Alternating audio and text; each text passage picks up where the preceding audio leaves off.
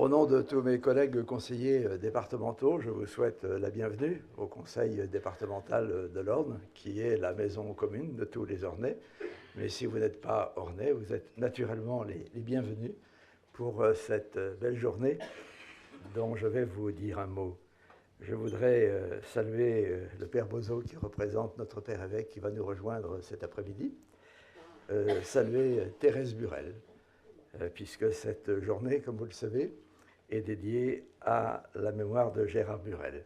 Saluer tous les intervenants qui nous font l'honneur de leur présence, monsieur le maire adjoint d'Alençon, et vous tous, mesdames et messieurs. Je déclare donc ouverte la deuxième journée Gérard Burel. Comme vous le savez, pour beaucoup d'entre vous, cette journée est dédiée à la mémoire du président Gérard Burel, président de notre conseil général à l'époque, de 1993 à 2007, à qui nous devons la réhabilitation du quartier Lyautey dans lequel vous vous trouvez, qui est le siège de notre institution. Cette journée vise à réunir des personnalités et des institutions afin qu'elles conduisent ensemble des travaux destinés à éclairer les enjeux de la préservation, de la réhabilitation et de la transmission du patrimoine, qui sont des questions au cœur de la responsabilité des élus, mais aussi au cœur de la responsabilité de beaucoup d'entre vous en tant que personnes privées.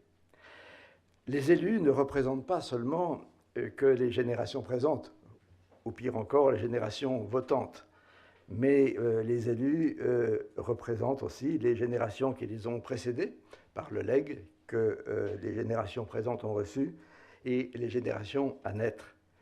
Ces élus sont à l'échelle de la société ce que les familles sont à l'échelle des citoyens, c'est-à-dire des maillons d'une longue chaîne qui font les civilisations. Le patrimoine témoigne de la gloire du passé d'un territoire, de l'ambition qui a porté ce territoire, des savoir-faire qu'il révèle, du lien qu'il tisse entre les générations. Mais le patrimoine n'a pas qu'un rapport avec le passé. Il nous interroge sur le présent, sur le futur aussi. Il révèle au fond beaucoup et il porte des valeurs matérielles, morales, spirituelles. Nous parlerons beaucoup des valeurs spirituelles aujourd'hui. Ces valeurs qui cimentent notre société, qui la consolident ou qui parfois l'ébranlent quand elles viennent à manquer. Il nous éveille, ce patrimoine, à l'universel, il nous éveille au beau, il enrichit nos émotions, il nous aide à nous élever au-dessus de nous-mêmes pour prendre conscience de nos devoirs devant la société, mais aussi devant l'histoire. Le patrimoine doit être vivant. Il doit concilier respect de l'histoire et accueillir les commodités des temps modernes. Retrouver souvent une utilité nouvelle, soit dans un autre usage, soit dans un usage partagé. Je veux remercier chaleureusement les intervenants de leur présence, de leur participation, par avance de la richesse de l'expérience qu'ils vont nous livrer et qu'ils vont nous offrir. Remercier tout particulièrement notre évêque, Monseigneur Jacques Habert, qui cet après-midi nous donnera son sentiment sur tous ces sujets.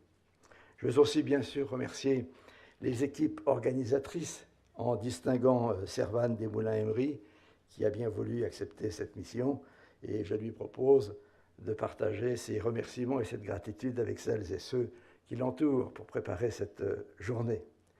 Avant de céder la parole aux intervenants, je voudrais vous dire quelques mots sur le thème que nous avons choisi cette année. C'est un thème qui est très délicat, nous en avons parfaitement conscience. Cela étant, face à des enjeux de cette importance, deux attitudes sont possibles. Soit on esquive les questions et on attend que le temps fasse son œuvre jusqu'à la ruine de nos joyaux architecturaux, qui sont pour beaucoup les églises dans notre département, et au final risquer leur disparition. Ou alors l'autre solution, c'est d'affronter le sujet difficile en l'examinant calmement, respectueusement, sans précipitation, et dans le souci scrupuleux de rechercher le consensus entre tous. L'Orne nous a semblé légitime pour ouvrir cette réflexion, puisque nous sommes un des seuls départements, et probablement le seul aujourd'hui, à disposer de chiffres précis sur le nombre d'édifices religieux conservés.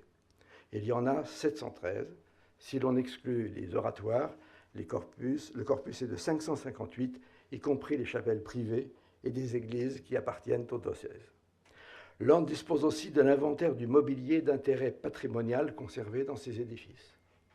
Historiquement, notre département a toujours été innovant pour la conservation de son patrimoine religieux. Autour des années 1969, un dispositif cohérent et unique en France a été mis en place en associant un inventaire départemental, une ligne de subvention et la création d'un musée d'art religieux faisant fonction de dépôt. En 1982, il a été créé un poste de conservateur des objets d'art qui est le 3e en France. Beaucoup plus récemment, c'est la convention avec la Fondation du patrimoine et le lien entre les subventions et le mécénat populaire qui a redonné de l'élan.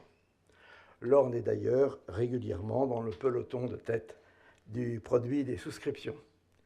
Malgré les contraintes budgétaires qui enserrent, vous le savez, les finances des départements, notre conseil départemental ne se désengage pas. Il maintient des crédits affectés aux subventions communes alors que de nombreuses collectivités les diminuent, voire les suppriment. Le tourisme religieux est l'un des axes du projet pour l'Orne. Son développement passe par des églises qui sont entretenues et ouvertes.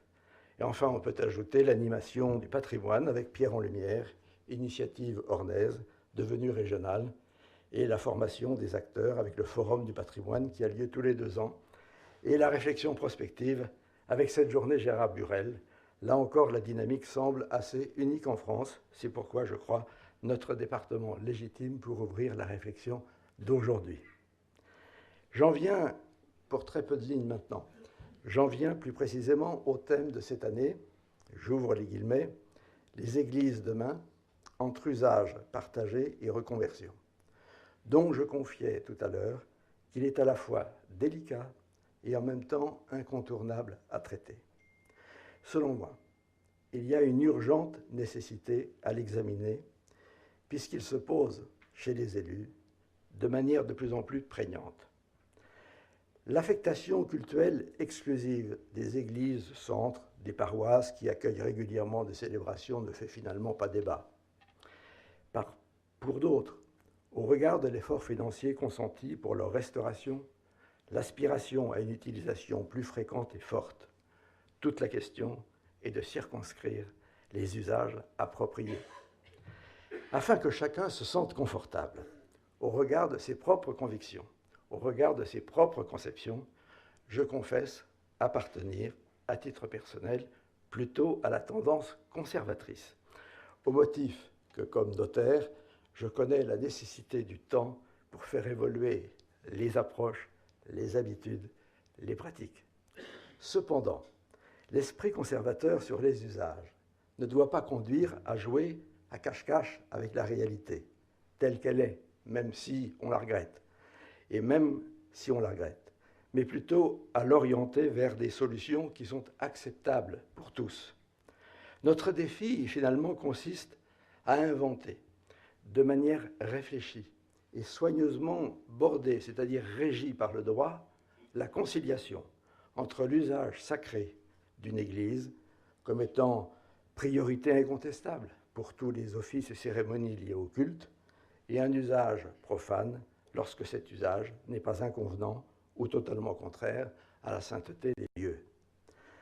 Avant d'oser aborder ce sujet aussi directement, avec l'onction et la componction qui va bien, et je l'espère sans brutalité ni profanation, je me suis appliqué, mon père, à revisiter le titre 1 de la 3e partie du livre 4 du Code de droit canonique, révisé en 1983. Ça n'était pas inutile de le faire, parce que je dois dire que je ne le lis pas tous les soirs, à dire vrai, pas plus d'ailleurs que le droit profane, pour être franc. Et il est consacré au lieu sacré. J'ai essayé de me pénétrer de son esprit, au titre de la sacralisation, de la dédicace ou de la bénédiction. Mon intuition de juriste, peu praticien du droit canon, j'en conviens, mon intuition de juriste me donne à penser simplement qu'il n'y aurait pas beaucoup à forcer des principes de droit canon pour organiser solidement et clairement des alternances d'usages sacrés et profanes. Naturellement, je peux comprendre que l'on n'y soit pas favorable. Je crois même que c'est la position des évêques de France, dont Monseigneur Habert préside des travaux sur ce point. Il pourra donc nous éclairer sur cette hypothèse cet après-midi. Elle comporte, soyons clairs, à l'évidence, des inconvénients. Son avantage, important selon moi, est qu'elle ne prive pas les édifices actuellement non utilisés pour le culte de la chance de pouvoir en accueillir de temps en temps pour la grande joie des communautés chrétiennes de proximité. En outre, elle ne préjuge pas de l'avenir de l'édifice, au moment où il peut être précipité de le faire.